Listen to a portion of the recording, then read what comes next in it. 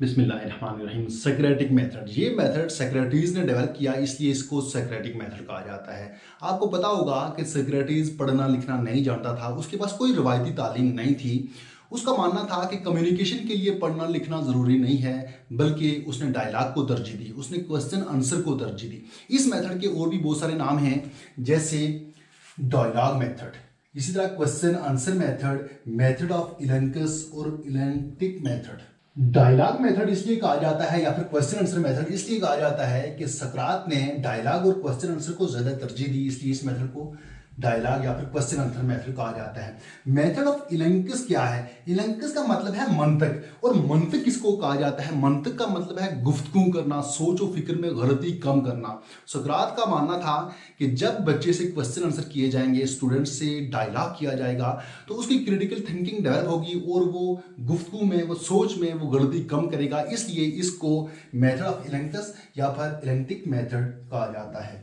सेक्रेटिक method में teacher या instructor student से ओपन एंडेड क्वेश्चन करता है। ओपन एंडेड क्वेश्चन कौन से होते हैं? ऐसे क्वेश्चन जिनका जवाब यस या नो में नहीं होता, बल्कि स्टूडेंट्स उसको अपनी मर्जी से एक्सप्लेन कर सकते हैं। इसके अलावा स्टूडेंट्स को भी हक दिया जाता है कि वो टीचर से क्वेश्चन कर सकें।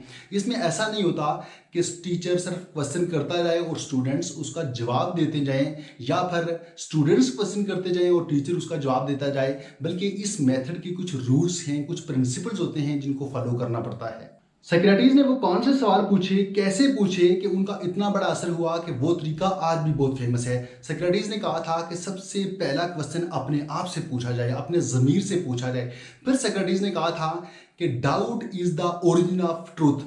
शक करना, सवाल करना आपको सच्चाई की तरफ ले जाता है। क्वेश्चन करना, शक करना आपको सच्चाई की तरफ ले जाता है। जब आप शक करेंगे तो लाजमी बात है आप क्वेश्चन भी करेंगे, जब आप क्वेश्चन करेंगे तो आप उसका आंसर भी ढूंढेंगे, आप मजीद क्वेश्चन करेंगे और इस तरह सवाल और जवाब का एक सिलसिला स्टार्ट हो जाएगा और आप मुसलसल कोशिश में होंगे कि मुझे सच्चाई मिले।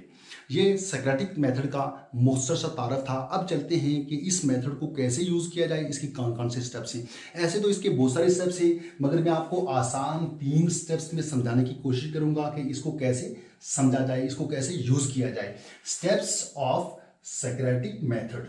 इसमें सबसे पहला स्टेप है गिव एन इनिशियल डेफिनेशन, फिर इसके बाद exception, question, new and improve definition. इन 3 चीज़ों को, 3 स्टेप्स को समझने के लिए मैं आपको पहले एग्जांपल की मदद से समझाने की कोशिश करूंगा, फिर ये 3 स्टेप्स बताऊंगा। फर्ज करते हैं कि एक क्लास में टीचर अपने स्टूडेंट से पूछता है कि ट्राइंगल किसको कहा जाता है। तो एक स्टूडेंट खड़ा होकर कहता है कि ट्राइंगल एक शेप है। उसने क्या किया? उसने उसकी डेफिनेशन की कि वो एक शेप है। फिर टीचर क्वेश्चन करता है, दूसरे स्टेप में आ जाता है, क्वेश्चन करता है। पहले तो उसने इनिशियल डेफिनेशन कर दी, कोई भी स्टूडेंट खड़ा होकर उसने कहा कि ये एक शेप है। उसके बाद टीचर क्वेश्चन करता है कि अगर ये शेप है फिर सर्कल क्या होगा? अगर सर्कल वो भी एक शेप है, फिर इसी तरह स्क्वायर भी एक शेप है, फिर इस तरह क्यूब भी एक शेप है, ये तमाम चीज़ें एक शेप हैं। तो इन चीज़ों में फ़र्क क्या है? यहाँ क्वेश्चन आंसर का सिलसिला दूसरे स्टेप में शुरू हो जाता है। पहले स्टेप में क्या होता है कि स्टूडेंट सिर्फ बताते हैं, उनकी जो इनिशियल डेफिनेशन होती है, उनके माइंड में जो चीज़ होती है वो पहली फर्स्ट टाइम वो बता देते हैं। उसके बाद टीचर के क्वेश्चन करने के बाद, टीचर जब क्वेश्चन करता है वो दूसरे स्टेप में आ जाते हैं, क्वेश्चन करता है। फिर स्टूडेंट्स भी क्वेश्चन करते हैं कि सर सर्कल में ये होता है, सर्कल में, स्क्वायर में ये होता है, ट्राइंगल में 3 एंगल होते हैं, उनका सम 180 डिग्री होता है। जब इस तरह की बहस चलेगी, इस तरह का डायलॉग होगा, इस तरह के क्वेश्चन आंसर होंगे, तो वो कौन सा स्टेप होगा? वो दूसरा स्टेप होगा।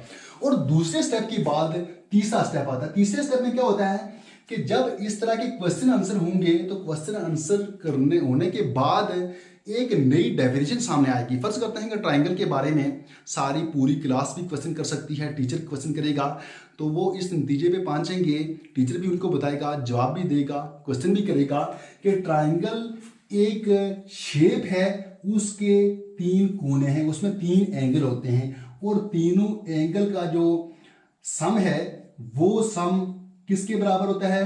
वो सम 180 डिग्री होता है। Alpha plus beta plus gamma is equal to 180 degree. और इस तरह अगर कोई ऐसी शेप जिसके 3 एंगल हों और वो तीनों एंगल का सम उनको जमा किया जाए तो उसका मजमूआ आए 180 डिग्री, तो वो ट्राइंगल कहलाएगी।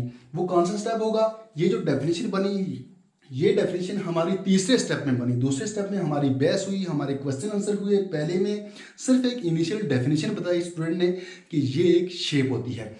इसके बाद स्टेप्स के बाद हम चलते हैं अपने तीसरे सवाल पे, why we use this method. हम ये मेथड क्यों यूज करते हैं? It helps to develop critical thinking. इससे बच्चों में क्रिटिकल थिंकिंग डेवलप होती है। जब बच्चों से क्वेश्चन पूछे जाते हैं तो वो एकदम से उसका आंसर तलाश करने की कोशिश करते हैं, जिससे उनकी क्रिटिकल थिंकिंग डेवलप होती है। रेडी टू थिंक क्विकली, वो जल्दी सोचने के लिए अपने आप को तैयार करते हैं, जल्दी सोचते हैं। क्यों? कि उन्होंने अपने टीचर के क्वेश्चन का जवाब विद इन सेकेंड्स देना होता है, कुछ सेकेंड्स में देना होता है, इसलिए वो जल्दी सोचते हैं, उनकी थिंकिंग स्किल डेवलप होती है। It forces students to be attentive. Question answer की वजह से बच्चे या स्टूडेंट्स क्लास में बहुत एक्टिव होते हैं। वो हर वक्त तैयार होते हैं कि क्या पता कब टीचर मुझसे कोई क्वेश्चन कर दे। वो मेंटली भी प्रिपेयर होते हैं और क्लास में एक्टिव रहते हैं। ये मुख्तसर सा टॉपिक था, उम्मीद करता हूँ कि आपको समझ आया होगा। तो मिलते हैं नेक्स्ट टॉपिक में, तब तक के लिए अल्लाह हाफिज़।